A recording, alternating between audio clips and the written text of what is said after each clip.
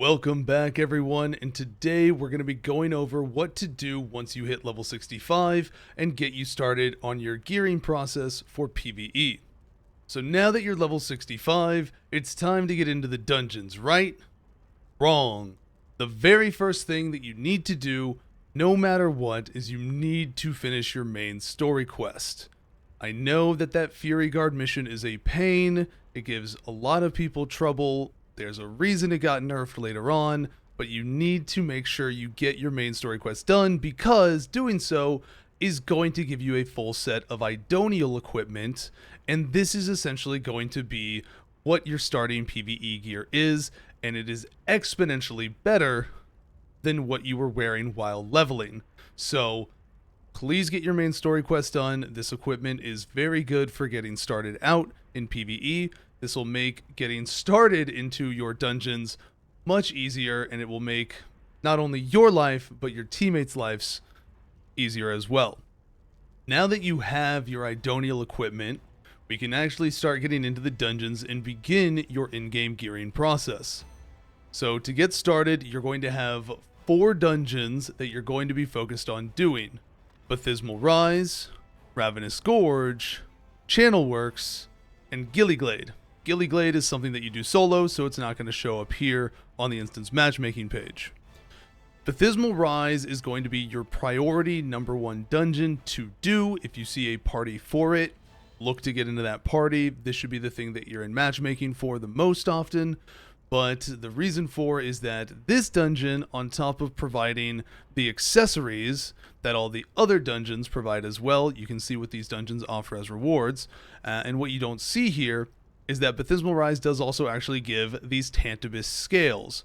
The scales are a material that you need for making Generation, which is your highest tier of PvE equipment. Additionally, Nimistrix Plumes is another material used for crafting Generation equipment that drops from Ravenous Gorge and a low chance from Gillyglade. For those of you who have been asking about whether or not crafting is relevant, you need crafting in order to make the highest form of gear, so yes, you want to do your crafting.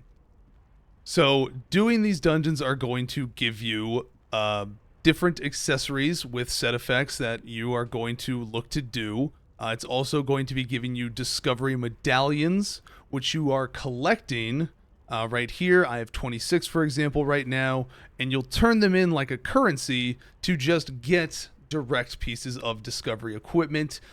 Discovery is essentially the middle ground between Idonial and Generation. This is your first progressional gear that you're going to work into acquiring. So you can see we have the weapons there. We have armors over here to go through. This is where you could also get a belt, but there are other methods as well. And then we can see enigmatic boxes, masterwork boxes, spellbind boxes, etc. Additional things. But you want to focus on getting your actual main class equipment first. Additionally, these dungeons do also have the chance to drop a discovery weapon trinket where you just get a whole complete weapon, and that saves you 92 tokens in that situation, which is really awesome if you do get so lucky for that. So Baptismal Rise, Ravenous Gorge, and Channel Works, these are going to have different accessories for you to get, as well as dropping the currencies in order to begin working on discovery. But again, the reason why you focus on Baptismal Rise is because it also drops the Tantibus scales. Gillyglade is a solo instance, however, that you can get to by, if you have elite status, you use the teleport scroll that's on your elite bar right here, Bellic's Opportunity. Otherwise, you go to a specialty merchant and you just buy the teleport scroll from the specialty merchant like you do for any of the other instanced dungeon content.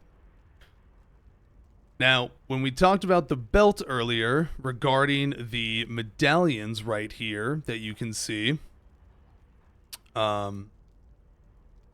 and there was the belt that you were able to get under armor. The other thing that you need to be doing once you hit level 65 is you need to be joining a guild in an alliance. So, for example, our guild is in Iron Order.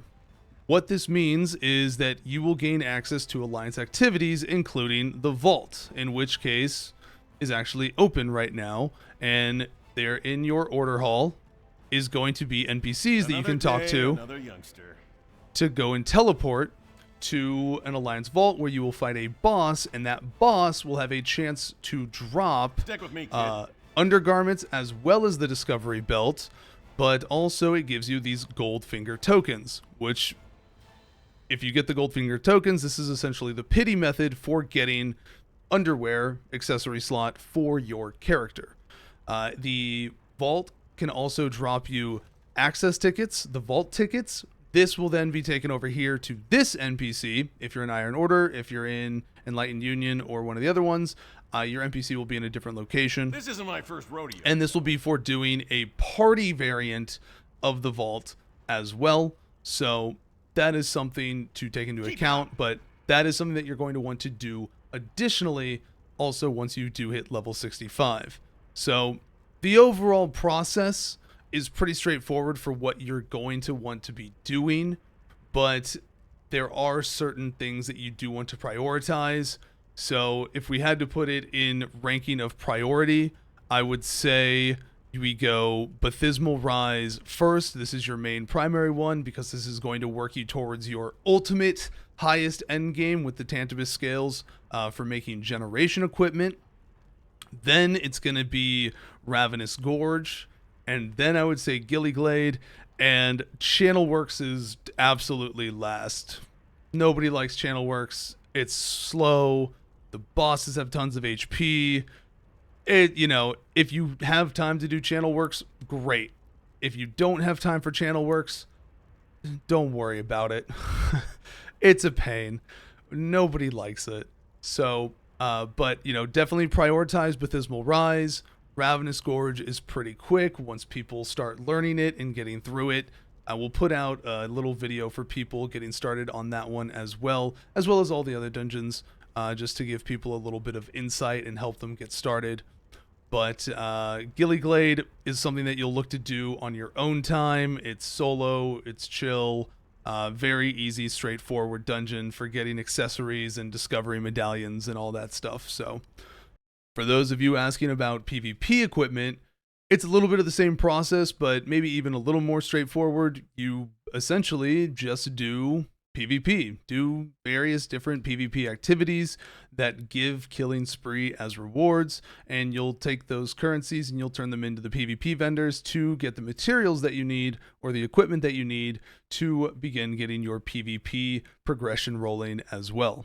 Hope this is helpful. Hope this helps you get started, gives you a little bit of direction on where to go and where to begin. But that's going to be all for now. Thank you all so much for watching. If you enjoyed the video, be sure to drop a like and subscribe. And if you have any questions, you can catch us live on Twitch at twitch.tv/Zav. Take care and have a good one.